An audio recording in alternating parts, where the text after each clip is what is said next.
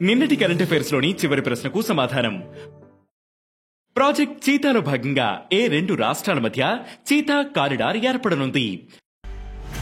Project చీతాలో భాగంగా రాజస్థాన్, మధ్యప్రదేశ్ రాష్ట్రాల మధ్య చీతా కారిడార్ ఏర్పాటు చేయనున్నారు. ఈ ప్రాజెక్ట్ మధ్యప్రదేశ్ లోని పాల్పూర్ కునో నేషనల్ పార్క్, గాంధీ సాగర్ అభయారణ్యాన్ని రాజస్థాన్ లోని ముకుందరా హిల్స్ టైగర్ రిజర్వ్ తో కలుపుతుంది. ఇక మొదటిది కశ్మీర్ లో ఆపరేషన్ కెల్లర్. మే 13న దక్షిణ కశ్మీర్లోని షోపియన్లో కెల్లర్ అడవుల్లో ఎదురు కాల్పులు జరిగాయి. 4 గంటల పాటు కొనసాగాయి. ఈ ప్రాంతంలో ఉగ్రవాదులు ఉన్నట్లు సమాచారం అందడంతో భద్రతా బలగాలు, పారా మిలిటరీ సిబ్బంది జాయింట్ సెర్చ్ ఆపరేషన్ మొదలుపెట్టాయి.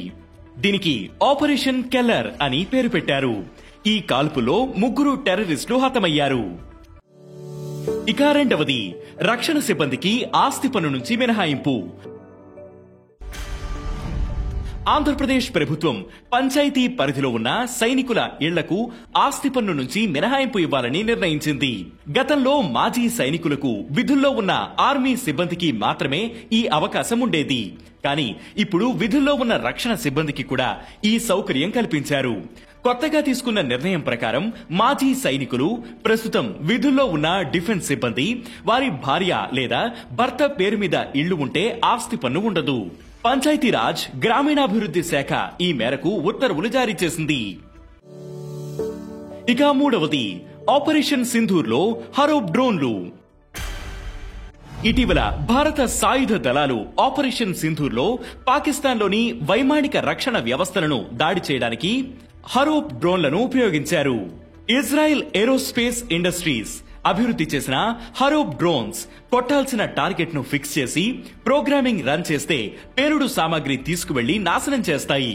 ఇది 20 కిలోల పేలుడు పదార్థాలు మోసుకెళ్లగలదు. 7 గంటల వరకు గాలిలో ఉండగలదు. ఇది లక్ష్యాలను గుర్తించి శత్రు భూభాగాలపై తిరుగుతూ వాటిని హిట్ చేయగలదు. ఇక నాలుగవది డిజిటల్ లెండింగ్ లో ఆర్బీఐ కొత్త rule.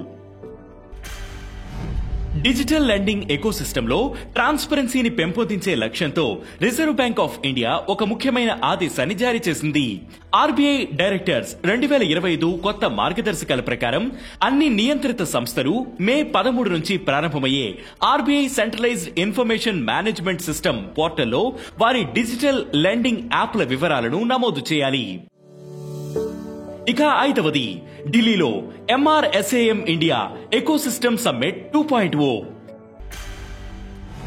Centre for joint warfare studies, aerospace services India, Israel aerospace industries కలిసి మే 7న ఢిల్లీలోని medium range, Israel aerospace industries కలిసి మే 7న ఢిల్లీలో medium range surface to air missiles India ecosystem summit 2.0ని నిర్వహించాయి.